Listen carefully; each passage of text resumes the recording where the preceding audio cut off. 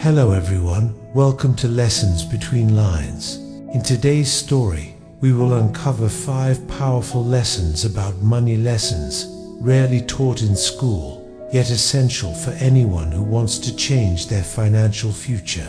As we follow one man's journey, we will also learn new English words and see how to use them naturally in context. This way, learning English becomes simple, meaningful, and enjoyable. Stay with us until the end.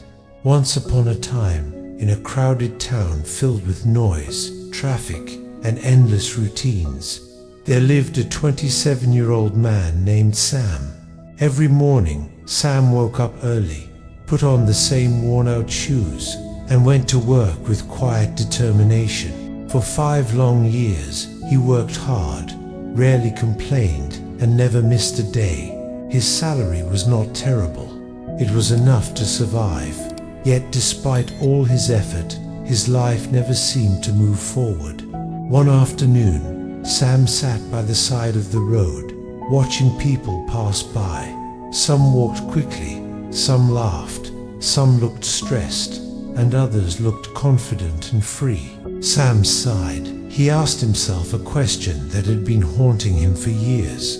Why hasn't my life changed? Why am I still here, stuck in the same place? He didn't waste money. He didn't live wildly. And yet, wealth felt like something meant for other people, not for him. As he walked home, his steps slowed near a grand mansion he had passed many times before. Tall iron gates, quiet gardens, and an air of peace surrounded the place. Something inside Sam urged him to stop. Without fully understanding why, he stepped past the gate.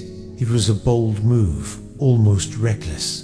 But sometimes, life changes when we dare to take one small step forward. In the garden, Sam noticed an elderly man sitting calmly on a bench, holding a cup of coffee. His posture was relaxed, his expression gentle. This was Mr. Hayes, the owner of the mansion. He was known to be wealthy, but also humble and generous. Realizing where he was, Sam quickly apologized. "I'm sorry, sir. I didn't mean to enter without permission." Mr. Hayes looked up, surprised but not upset. Instead, he smiled and invited Sam to sit. Curious about the young man's presence, he asked what had brought him there.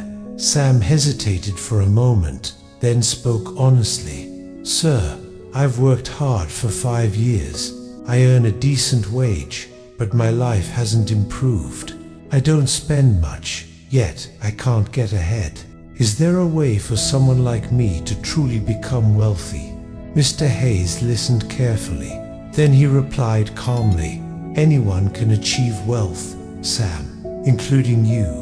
But wealth is not about luck or high income. It's about principles." He leaned forward slightly.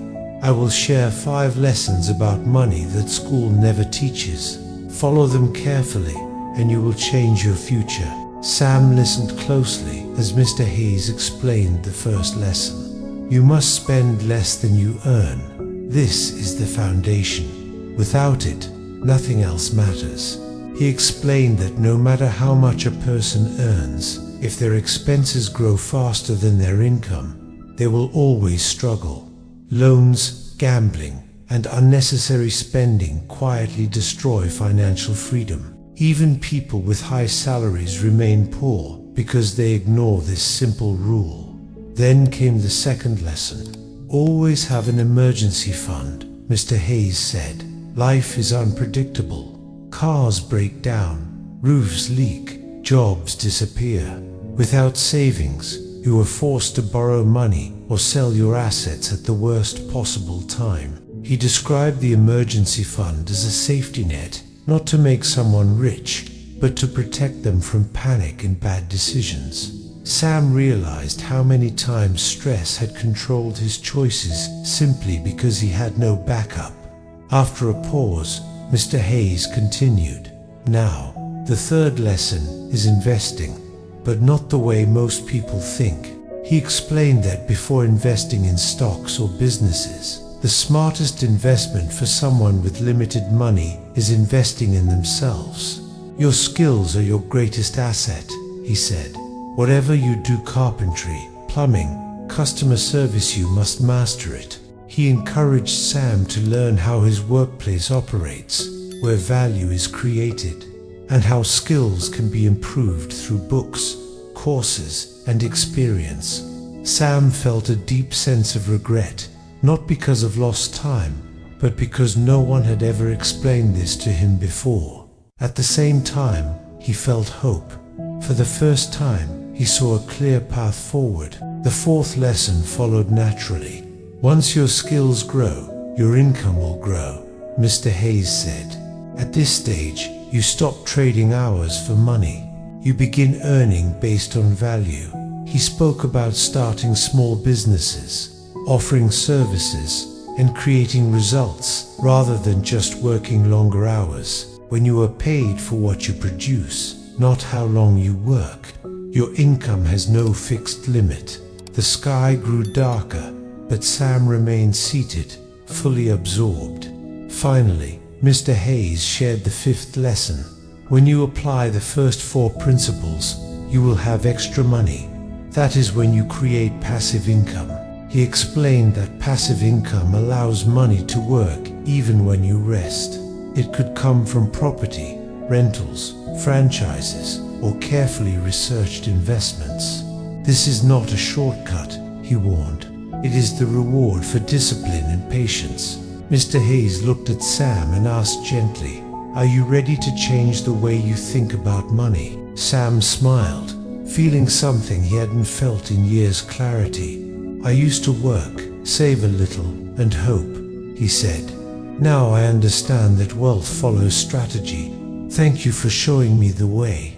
Through this story, we learned valuable lessons about money and life, while also improving our English. Remember, learning English becomes easier when you listen, practice, and connect words to real meaning.